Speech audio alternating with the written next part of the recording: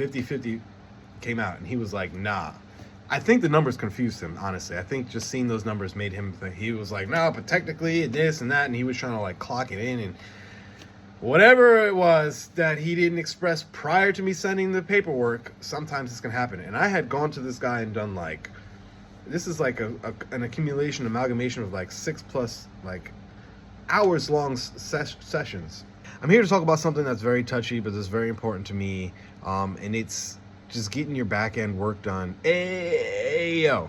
Really like your ISRC codes and your publishing done. It used to be that I was pushing people to get your ISRC codes registered with ASCAP or BMI, some sort of like, in Germany it's GEMA, but register with like a publishing company or a publishing performing rights organization so that you can collect royalties on things that where your music ends up, but also so that you can collaborate with people at a certain level who perform at those certain high levels. It'll be easier to connect your music with them because you have everything registered. And people who don't, it like blows my mind that they don't have that registered. They don't have their songs registered, and then they're like surprised when somebody steals their shit or takes their stuff or just like registers it for them, like, you know, and then you're stuck like, with what? Why would you want to be stuck with somebody else registering your stuff and you can't defend yourself, you know? And it becomes like, oh, the price. So the price is like $50 one time. And we can get into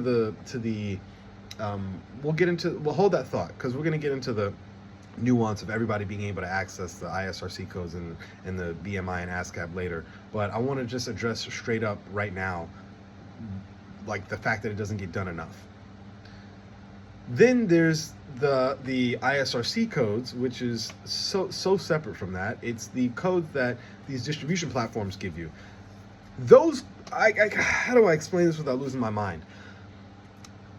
DistroKid, like, and TuneCore and all these like distribution services, they can't sell you ISRC codes straight up. You can go buy those your own straight up. You can buy your own. You can just get your own.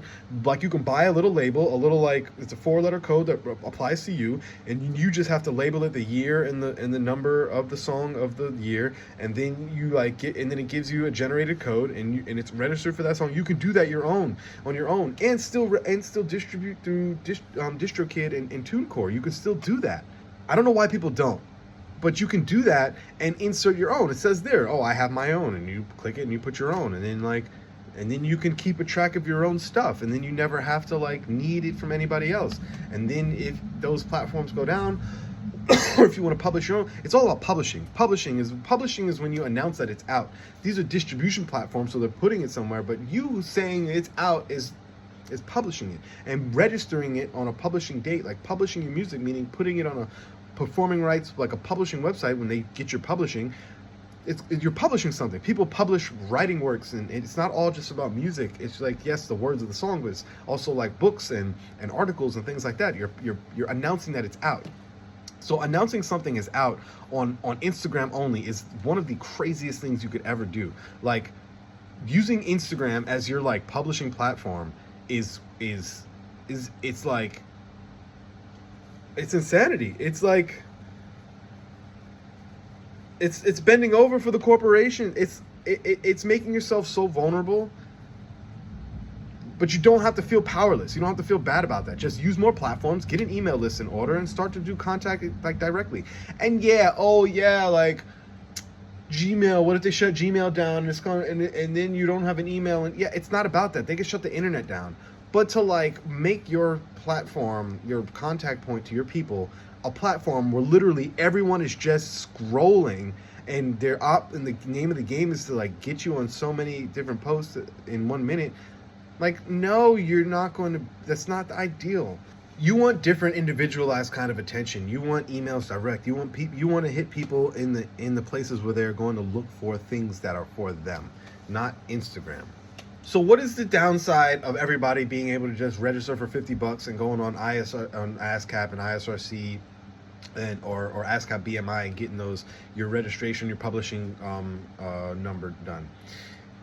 It basically is a one-time fee for this company. It's never going to make any money trying to get your royalties, because what is it, like the top 10% make up like 80% of the income? You know, it's the 80-20 rule. The top 10%, I think it's close to like 5, but the top 10% of earners on ASCAP, on these like registration websites, make up over 85% of what they're earning. Something, numbers like this. Just fudging statistics. But basically, most of the money that's made through ASCAP and most of the royalties that are collected are only come from like 5 artists, you know. It's like or a handful of artists that are just at the top, and everybody else is all registered, but nobody's making shit. Nobody makes any money anywhere. Nobody knows how to. Nobody knows how to exploit their masters. Nobody knows how to exploit their music in the best way possible. And so, I mean, even the fact that they use that word is crazy. But this is where we're at. Like, if you don't know what to do with a song to make it earn maximum publishing, then it's not going to help you necessarily. So taking that step isn't always going to help, but being ready for when that happens, or when somebody's ready to help you or get you there, it can also be a good thing too. I just think not doing it and not playing by the rules of the system or whatever, just because, but then you also want to be taken serious, is just kind of like oxymoronic, and it's a little bit takes a little bit of a cognitive dissonance of a stance to want like to be a serious artist, but then you have like no admin. Like, I also have a video about admin somewhere where I'm talking about like just artists that don't want to do the back end work and how it bites them in the butt. That's a big way of how it bites you in the butt, where you just don't want to do that. You don't want to register with anything, and then like, or you only register when somebody's ready to like steal your shit, you know, and you start to register and you're looking for fees and you're looking for like, just register everything as possible up front. Have your like list of things you need for each song, and when you release your music, have like a sheet. You know, I can get into like how you can use things like Airtable to just manage that kind of stuff. It's very simple. It's just putting in a little bit of information and keeping a track of it. That way, you know when things come out, you know what their codes are. You can put the codes yourself. You got all the artwork in one place. It's very manageable.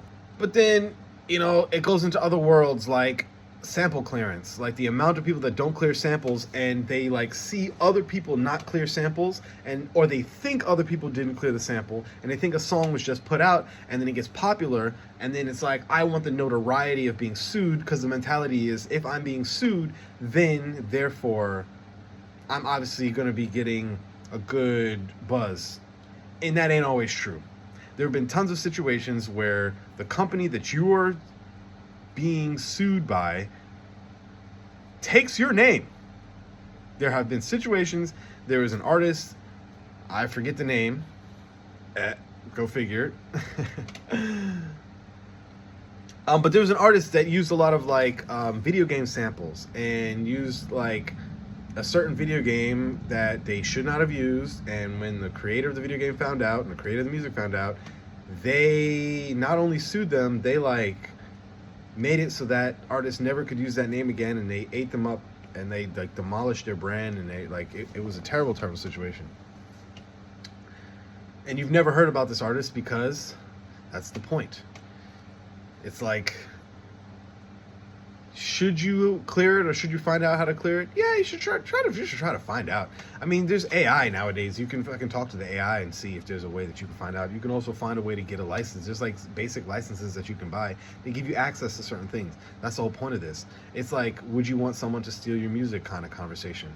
What if somebody sampled your song, and then they made way more money? They like put it up on the internet, and then they just started making money, making bank off of it. You would want some of that money. So treat people with the same kind of respect, maybe. And then like basically taking bigger artists for granted is kind of like a cheap shot, right? Taking bigger artists and being like, oh, well, you know, like, they ain't gonna say that, they're not gonna notice, and if they do, that's good. It's kind of lame, because it means you're like giving no like giving no kowtow to the industry like that came before you. You're giving no like space and credence to like any of the things that came before you. Not that you have to like praise it, but it's like, what do you want anybody next to you or below you to treat you like in the scene? What do you want people who are like, I don't know. I feel like